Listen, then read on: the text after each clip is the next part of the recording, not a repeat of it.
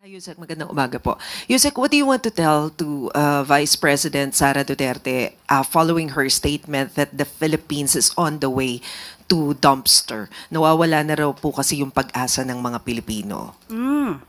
Nawawala ang pag-asa ng mga Pilipino. Hindi ba siya yung nawawala sa Pilipinas ngayon?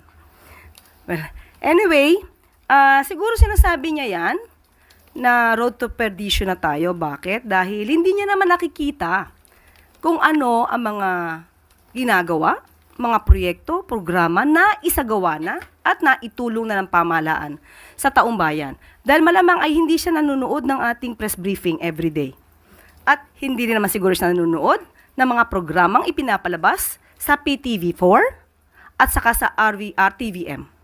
Talagang mabubulagan siya kapag hindi po niya inaalam kung ano ang naging trabaho at magiging trabaho ng administrasyon sa pangunguna ni Pangulong Marcos. Okay, now, hindi ba mas magiging mapupunta tayo sa dumpster kung ang magiging Pangulo natin o ang magiging leader natin ay ang mga katulad nila VP Sara, mas na inuuna pang magpunta sa abroad, magsilbi sa isang tao, although tatay niya po yun, pero marami pa rin pong Pilipino na umaasa sa kanya bilang vice-presidente. Mahirapan po tayo magkaroon ng Pangulo kung lagi po nasa abroad at hindi po ginagawa ang trabaho dito sa Pilipinas.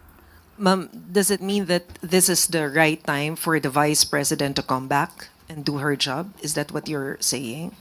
Obligasyon po niya maging vice-presidente. Alam niya po dapat ang obligasyon bilang vice-presidente. Sabi nga natin, ang Pangulo natin na sinasabi niya na mukhang wala na tayong pag-asa, nasa Pilipinas, nagtatrabaho. Araw-araw, may inaanunsyo tayong good news. Pero ang vice-presidente, nasaan?